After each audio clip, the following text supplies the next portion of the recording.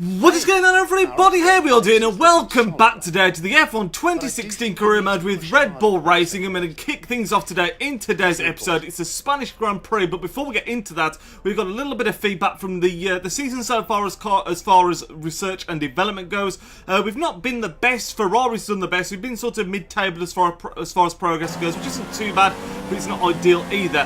One thing I do want to say is you're going to currently be seeing qualifying in the background. I decided to cut out practice. I thought it was a bit unnecessary, really. If you really want to see practice back in future episodes, let me know in the comment section down below. But you're going to be seeing the final qualifying session, and then we're going to be going straight into the race. But there's been a bit of a gap in between the last episode and this episode. Truth be told, that's because support on the last episode just wasn't that great, in all honesty.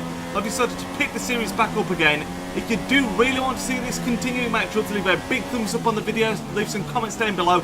I was thinking of scrapping it, but I thought for now it's something that I'm enjoying doing, so I thought why not keep on putting it out there. You're seeing, by the way, in qualifying, it is absolutely peeing it down. It was a very mixed weather qualifying session. I think Q1 was dry, Q2 was dry, and then the rain came back in Q3. We had rain in the previous practice sessions as well. And what it actually meant was it was a very, very interesting qualifying session, because you'll see in a second, not many cars in the final qualifying session actually ended up putting in a time, which it played a massive part in the strategy of the race, as we'll see in a second. But like I say, we're in the final qualifying session. Pace has been pretty average up to this point. We've been up there, but not pole setting standards.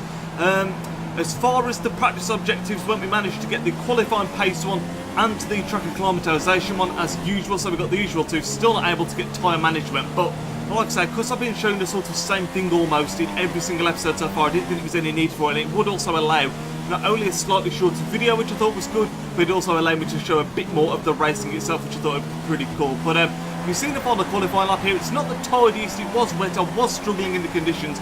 We're coming around the final corner, and you'll actually see we come home in second place, partly because it was a decent lap, but also partly because half of the people in Q3, as you can see here, just didn't bother setting a time, which made it really interesting. Let's get to race day and see how this is going to unfold, lads.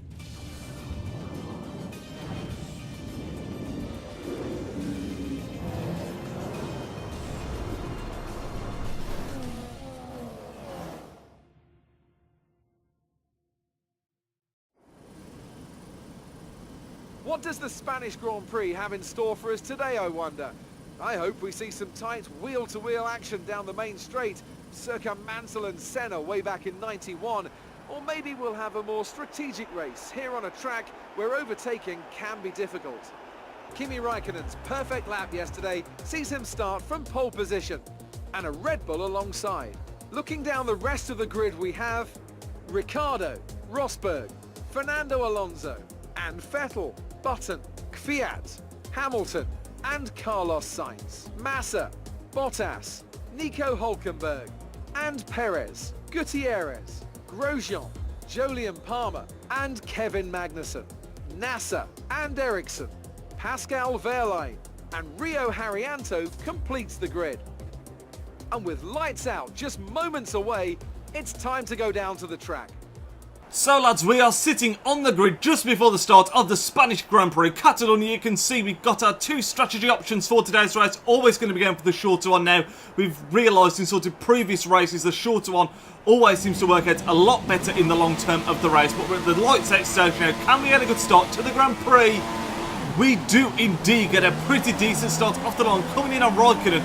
But out of nowhere, Daniel Ricciardo had an absolutely blinding start. He sort of forces us to retreat a bit, and as we come into the first corner, we end up in a little bit of a sandwich, but we just about come through. We retain our second place that we started with off the grid, and we end up straight away trying to chase down Kimi Raikkonen. Now, you'll have realised by now, well, I've mentioned it already, of course, that the other cars that started in the top 10, a lot of them didn't put in a qualifying time, and what this meant was they were all starting on mediums, whereas we were starting on the softer tyre that we had, of course, qualified on. Now, this is going to play a huge part in the race, because essentially, you may have seen it on the strategy choice, there was rain predicted to come a little bit later in the race, and this essentially means that the cars that started on the medium tyre can go a bit longer and potentially avoid having to pit in like an extra time, is the easiest way I can explain it, because we're going to have to pit in soon. We may have to pit in it again because of the rain. It literally depends when the rain comes, which is obviously incredibly difficult to predict. But we're coming into the final third now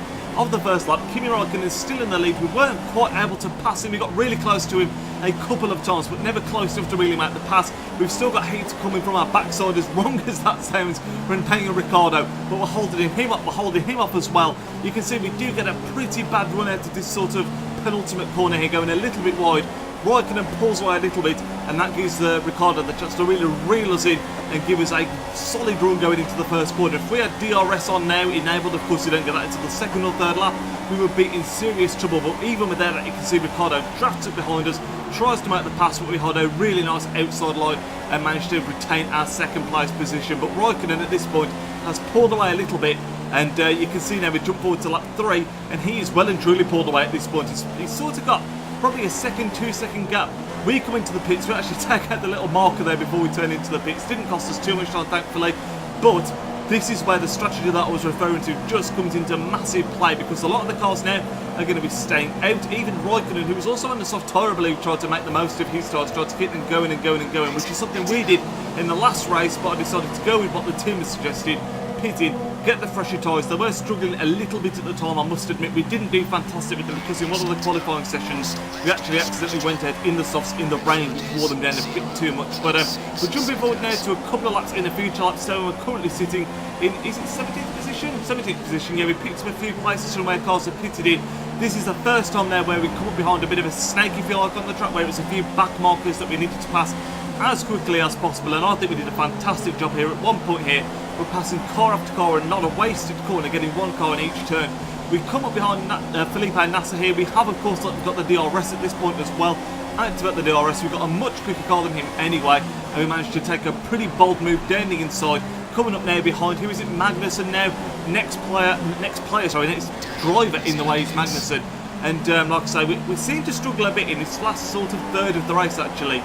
We don't quite manage to take Magnussen, as you'll see, but we do, of course, get the DRS on the final straight. But this corner here, we never seem to get a great run out of it for one reason or another. You can see Magnussen there, even though he's got a far slower car, still manages to pull away and open up a bit of a gap. We have got the DRS, so we will reel him in, but it doesn't manage to quite be enough for this lap, and we're going to jump forward to lap, I think it's 13 now, yeah, lap 13. Magnussen and that lot pitted in, so we're currently sitting pretty nicely in 6th place. Still some more cars to pit in at this point, but we're right behind Perez, and who's it there? Hulkenberg is just ahead of Perez. But again, we're coming around to this last section. Don't take it fantastically well once again, but I believe those two pitting here, they do. But oh no, we're pitting in as well. Sorry, apologies. It's been a few days since I actually did this race. I'm recording it after. We don't get the best pit entrance once again, but we're sitting in 6th place. This, in theory, could be our penultimate stop, depending on how the weather goes. You can see the rain was coming down. We were still on the soft tyre, I believe, at this point, perhaps medium. No, medium tyre we were on. Changing over to the intermediates, we actually managed to jump ahead of Sergio Perez in that pit stop, which is absolutely fantastic. Did we pull ahead of what's his face as well? I think we did pull ahead of Hulkenberg as well, though. I didn't realise that actually until I was watching this back. But come out. I know we didn't get ahead of Hulkenberg, my apologies, but we do come ahead. We come out, sorry, ahead of Sergio Perez. Completely cocking this up at the moment. But we're now going to jump forward to lap number 14, just a lap later. We're up behind Hulkenberg. Do manage to make the passing in quite easily. Of course, we have got the much more powerful car. And this now leads into the stage of the race that was incredibly interesting. Now, Vettel and the cars ahead of him were all cars that managed to time their pit stops incredibly well. They didn't end up having to do an extra pit stop, so at this point we pitted in for our medium tyre, and then we did an unplanned pit stop for the intermediates. It didn't work out too bad, so we're going to have to pit in 2 laps later anyway, but I don't think we'd have hung on. We did have to pit in. Now, Vettel and the cars ahead of him had managed to stay out, get the pit in perfectly. We're jumping over to lap 25 now, where Vettel had pitted in for his first change of tyre, essentially, which had worked out incredibly well for him. Now, there was a point now where we were ahead of him. We had planned a pit stop after this point. You can see the tyres were struggling so much. I tried to stay out. I thought, you know, we've jumped towards lap 28 at this point. Maybe we can nurture the tyres home from lap 28 all the way to lap 33, but it just wasn't going to happen. The tyres were completely worn, and I decided to sort of play safe but take a risk at the same time here. So we're lap 28, lap 29 we're going on to, pitted in.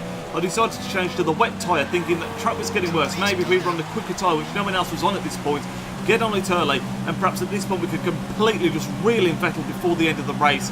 And that is exactly what happens. You'll see in a second. We're going to jump forward all the way to like 33, I believe, where you'll see we are absolutely going to reel in Sebastian Vettel. It's the last half of the last lap. You can see the splits in the top left-hand corner appearing as we go through the sectors. But when we were initially behind Vettel, we were about 25 seconds behind.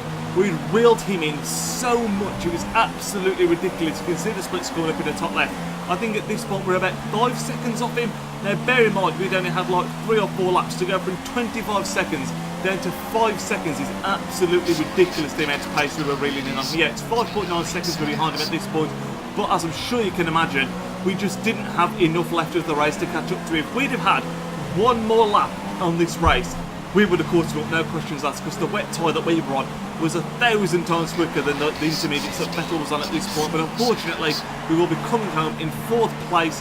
I think we did, I'll say we did okay with strategy. We obviously didn't because we ended up losing places, but from where we were, after the rain came and cost us a couple of laps because everyone else managed to pit in at the right time, I actually think we did a great job to recover the strategy, get back to P4, unfortunately just shy of the podium, which was our objective for the race as well, but still, I don't think there was much more we could have done there because the rain just came at a bad time at the start of the race, and unfortunately that's what cost us. But if only there'd have been one more lap, we'd have absolutely caught up with Vettel and potentially even caught up to 2nd place Lewis Hamilton as well. I think it was Hamilton in 2nd place, but not to be. Finishing 4th place, it's a real shame because we couldn't build upon the 1st place finish that we had in the previous race. But like I said, I don't think we could have done too much in this race.